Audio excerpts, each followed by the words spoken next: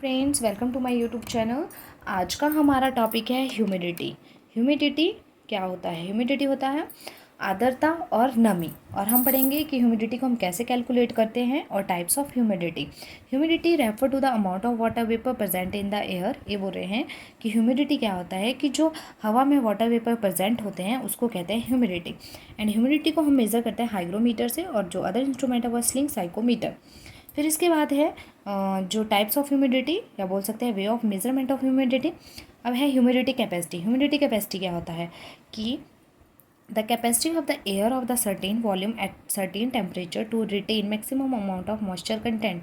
ये बोल रहे हैं कि हवा के जो फिक्स वॉल्यूम की जो क्षमता होती है एक फिक्स टेम्परेचर पे, ठीक है, कि वो कितने अमाउंट तक जो है मॉइस्चर कंटेंट को रोक सकती है। फिर है हमारे पास एब्सोल्यूट ह्यूमिडिटी। एब्सोल्यूट ह्यूमिडिटी क्या होता है? The actual quantity of water vapour present in the air. कि हवा में जो एक्चुअल क्वांटिटी में वाटर वेपर्स होते हैं उसको कहते हैं एब्सोल्यूट ह्यूमिडिटी।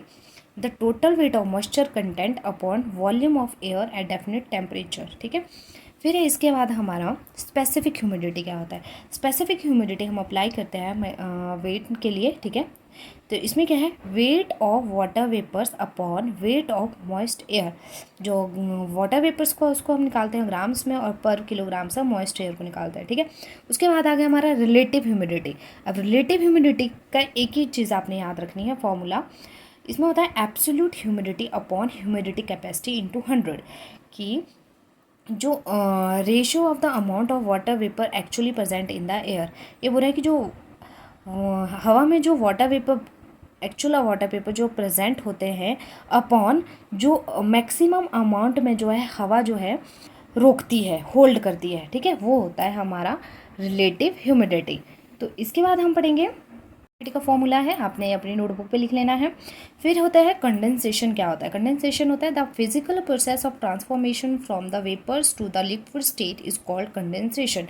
ये बोल रहे हैं ऐसी फिजिकल प्रोसेस कि जिसमें वाटर वेपर्स को जो है ट्रांसफॉर्म होते हैं लिक्विड स्टेट में, लिक्विड फॉर्म में, उसको कहते हैं कंडेंसेशन। और इसके बाद है हमारा ड्यू पॉइंट। ड्यू पॉइंट क्या होता है? ड्यू पॉइंट होता है कि ऐसा मतलब तापमान का ऐसा पॉइंट जहाँ पे जो है हवा जो है फुली सैचुरेटेड होती है, ठीक है। मतलब वो जो है पानी की बूंदों को मतलब होल्ड नहीं कर पाती। फिर वो वहाँ पे क्या हो जाता है, नॉर्मली जो है कंडेंसेशन अकर हो जाती है वहाँ पे, ठीक है।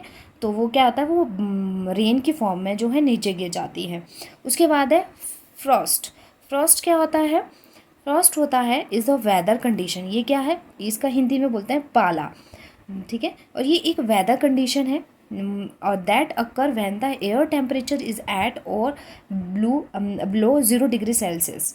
इसमें क्या होता है कि जो हवा का जो तापमान होता है वो होता है बिलो 0 डिग्री सेल्सियस। और इस जो moisture on the ground surface, जो क्या होता है धरती पे जो मॉइस्चर पड़ता है, ठीक है, उस वजह से क्या होता है जो ऑब्जेक्ट होते हैं वो जो है आइस की फॉर्म में आ जाते हैं। अब आपने पाला तो सबको पता होगा कि पाला क्या होता है। कभी जब आप सुबह मॉर्निंग में देखते हैं तो विंटर सीजन में जो है काफ़ी पड़ा होता है बाहर, ठीक है। तो इस वजह से क्या होता है जो क्रॉप्स होती है, जो फसलें होती हैं, उनको बहुत ज़्यादा हार्मफुल होता है, ठीक है। फिर है हमारे पास ये चीज़, ये पॉइंट आपने याद रखना है कि जो फ्रॉस्ट होता है वो हार्मफुल होता है क्रॉप्स के लिए। फिर है फॉग। फॉग क्या होता है?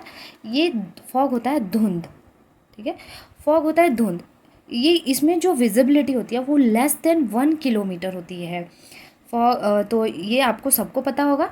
Fog is not consider as a form of precipitation. ये जो है प्रेसिपिटेशन की फॉर्म नहीं है। तो आपने ये चीज़ याद रखनी है फॉग में कि इसमें जो विजिबिलिटी होती है वो लेस देन 1 किलोमीटर तक होती है। फिर इसके बाद हम पढ़ेंगे स्मोक। स्मोक क्या होता है? स्मोक होता है धुआं, ठीक है, धुंध। और सेम ही वर्ड है, इन दोनों का मीनिंग जो है सेम है, ठीक है। इसमें क्या होता है? स्मोक प्लस फॉग, मतलब धुआं, ठीक है, और धुंध। ये चीज़ें आपने मतलब इन दोनों में डिफरेंस याद रखना है। स्मोक फॉर्म ऑफ फॉग क्या होता है? फॉग की फॉर्म में होता है that occur in the area where the air contain or large amount of smoke. जहाँ पे हवा में बहुत ज़्यादा स्मोक होता है वहाँ पे ये मतलब ये चीज़ जो है होती है, ठीक है। तो आपने जो है ये अच्छे से ये चीज़ें अपनी नोटबुक पे ज़रूर लिखनी है। छोटी छोटी चीज़ें हैं ये तो आपको ओरली भी याद हो जानी चाहिए। मिस्ट क्या होता है? कुहासा। इसमें क्या होता है? विजिबिलिटी होती है 1 to 2 किलोमीटर की होती है, ये चीज़ आपने याद रखनी है। और फॉग में कितनी होती है? लेस देन 1 किलोमीटर होती है, यही चीज़ इसमें पूछी जाती है। और इसमें और क्या होता है कि जो पानी की छोटी छोटी बूंदें होती है वो हवा में मतलब लटक जाती है, ठीक है, ठंडी हवा में वो लटक जाती है ऑन द ग्राउंड सरफेस।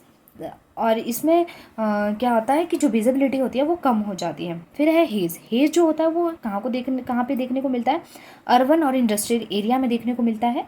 ये एक एटमॉस्फेरिक फिनोमिना होता है। इसमें क्या होता है कि where the dust, smoke and other dry particles होते हैं, जो डस्ट पार्टिकल्स वगैरह होते हैं, जिस वजह से क्या होता है जो विजिबिलिटी होती है वो कम हो जाती है और इधर क्या होता है नो कंडेंसेशन होती है। इसी के साथ अगर आपको मेरी वीडियो अच्छी लगी हो तो प्लीज़ आप जल्दी से मेरे यूट्यूब चैनल को सब्सक्राइब कीजिए और वीडियो को लाइक कीजिए।